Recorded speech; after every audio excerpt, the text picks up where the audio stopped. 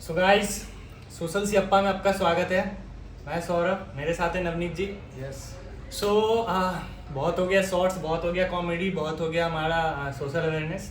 अब थोड़ा सा कुछ नया ट्राई करते हैं। तो I know this is not the right way and right technique to present podcast, so we decided to make it light and try to present it casually. So this is the podcast session 1, and in today's very first podcast we are going to share comments and make statements on Nirmala Sitharaman budget 2024 जिसमें employment tax को लेके बात की गई है। तो let's see what the shorts and hope क्या बोल रही है।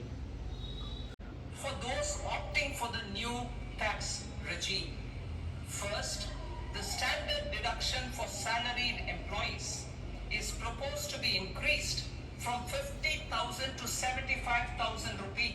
सैलरी डिडक्शन जो है 50,000 से बढ़ के 75,000 यानी 75,000 हो गया। अब ये स्लैब्स की बात करेंगे कि किस कैटेगरी के जो एम्प्लॉय हैं जो अर्न कर रहे हैं 2 लाख 3 लाख 5 लाख साल के, उनका कितना कटेगा पैसा और कितना उनको टैक्स पे करना पड़ेगा। So let's see. In the new tax regime, the tax rate structure is proposed to be revised as follows: 0 to 3 lakh rupees, nil; 3 to 7 lakh rupees, 5%. ये गलत है। सो इन्होंने बोला कि पहले एक टाइम था जब 7 लाख तक कमाने वाले जितने भी एम्प्लॉय थे उनको कोई टैक्स नहीं पे करना पड़ता था। 7 लाख से ऊपर जो करते थे, जिनका इनकम होता था वो करते थे टैक्स पे। बट अब क्या, आप अगर आप 3 लाख रुपये महीना बोल रहा हूँ मैं, अगर आप 3 लाख रुपये साल का कमाते हो तो आपको टैक्स पे करना पड़ेगा अप टू 5%। हाँ, लेकिन एक तरीका है, अगर आप लोग इस वीडियो के लास्ट तक बने रहते हो तो एक मैं तरीका आपको बताऊंगा कि आप टैक्स कैसे बचा सकते हो और ये टैक्स भी आपको नहीं देना पड़ेगा। So let's watch this shorts complete. 7 to 10 lakh rupees, 10%. Okay, 10 to 10%। 12 lakh rupees, 15%. ठीक है। 12 to 15 lakh rupees, 20%, and above 15 lakh rupees, 30%. As a result of these changes, a salaried employee in the new tax regime stands to save up to 17,500 rupees in income tax. ताली बजा रहा था इस पे। ये सब गलत है। ये ऐसा बता रही है कि हाँ 17,500 रुपये बचा लेंगे, लेकिन आप ये तो सोचो कि आप लो इनकम ग्रुप, एक्चुअली जो अप टू 3 लाख कमा रहे हैं वो क्या लो इनकम ग्रुप LIG में आ जाते हैं। एक मिडिल इनकम ग्रुप होता है और एक हायर क्लास इनकम ग्रुप होता है। तो जो लो इनकम ग्रुप है उसके लिए तो बिल्कुल मुश्किल वाली बात है ना कि वो 3 लाख तक कमा रहे हैं और उल्टा उसका 5% जो टैक्स है वो करीब करीब कितना आपका 3 लाख का 30,000 पर 15,000 रुपये आपको मतलब भरना पड़ेगा। तो this is not I think right decision by the government. And और भी बहुत सी चीज़ें हैं जो उन्होंने बहुत अच्छा किया है, जैसे गोल्ड के रेट कम किए हैं और आपका फ़ोन का जो कस्टम ड्यूटीज़ लगते थे फ़ोन पे वो उन्होंने 5% कम कर दिया है।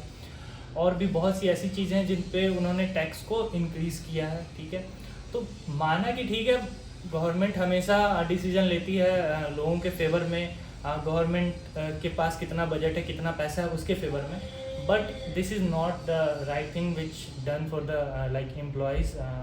सो मैं तो इसके अगेंस्ट में हूँ। और आप बताइए नवनीत जी, आपको क्या लगता है कि ये इन्होंने जो डिसीजन लिया वो सही है कि गलत है? डिसीजन बाकी सब तो ठीक है, जो उन्होंने कुछ अच्छी चीज़ें की है, अच्छी तो वो सब सही है, वो हमारे हित में है।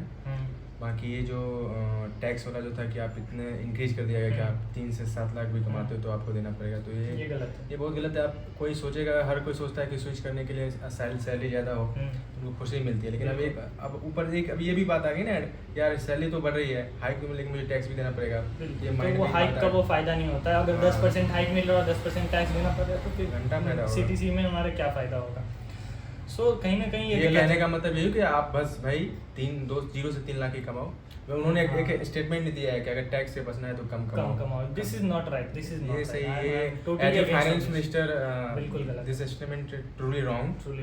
सो ये गलत है। और आप ही बताओ ना, मतलब लोग गांव से या छोटे शहरों से आते हैं बड़े शहरों में काम करने के लिए, उनको HRA यानी कि हाउस रेंट अलाउंस जो है उतना नहीं मिलता है, रेंट लगता है, फूडिंग का खर्चा, ट्रैवल का खर्चा, अपने फैमिली को भेजना होता है, तो वो कहाँ से बचा पाएंगे जितना पैसे? ही इन्होंने टैक्स ले रहा है उतना तो हम लोग बिल्कुल, सेव करते हैं अकाउंट में, बिल्कुल, मतलब हम लोग बिल्कुल। 2-3 हज़ार रुपया हाँ, सेव करते हैं अगर सैलरी बंदा से। 500 रुपया 1000 रुपये का हाँ। SIP तक नहीं कर पा रहा है अगर टैक्स के नहीं चक्कर में, तो करता है। फिर दिस इज़ नॉट दैट। हाँ, तो दोस्तों मैंने आपको पॉडकास्ट के स्टार्टिंग में बताया था कि मैं आपको एक तरीका बताऊंगा कि कैसे हम टैक्स बचा सकते हैं। तो इस टैक्स को बचाने के लिए आप अपना HRA शो कर सकते हो, हाउस रेंट अलाउंस, और वो आप शो कर सकते हो रेंट एग्रीमेंट के जरिए। जहाँ से भी आपका टैक्स कटता है आप अपने एम्प्लॉयर को बता सकते हो, एम्प्लॉयर उसमें आपकी पूरी मदद करेगा। आपको बस शो करना है कि आपका जो रेंट है 1 साल का वो 1 लाख से ऊपर है, आपको उसकी कॉपी देनी पड़ेगी रेंट एग्रीमेंट की, और उसका पैन कार्ड जो है ऑनर का वो देना पड़ता है। तो आप इस तरीके से मैक्स टू मैक्स अगर आपको 15,000 भरना पड़ रहा है तो आप 8 से 10,000 तक टैक्स बचा सकते हो, ठीक है। और ये था हमारा एक छोटा सा पॉडकास्ट। आई होप कि आपको ये पसंद आया होगा। आई know this is not that level and that kind of podcast जिसमें बड़े बड़े वो सेलेब्स और बड़े बड़े मार्केट के एक्सपर्ट्स आते हैं, बट यस हमने सोचा कि क्यों ना ये अच्छा एक प्लेटफॉर्म है सोशल सियप्पा, तो इसके जरिए कुछ इन्फॉर्मेशन जो है लोगों तक पहुंचाया जाए। सो बाकी आप लोग अपने कमेंट में बताएं कि आप लोग को क्या लगा, क्या लगा, और नेक्स्ट पॉडकास्ट हम किस टॉपिक पे कर सकते हैं वो भी आप सजेस्ट करो।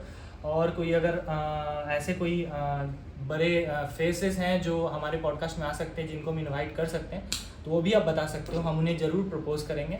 सो that's all for now and see you guys in the next podcast. much. Thank you so much. Hit the like button and don't forget to subscribe. Thank you.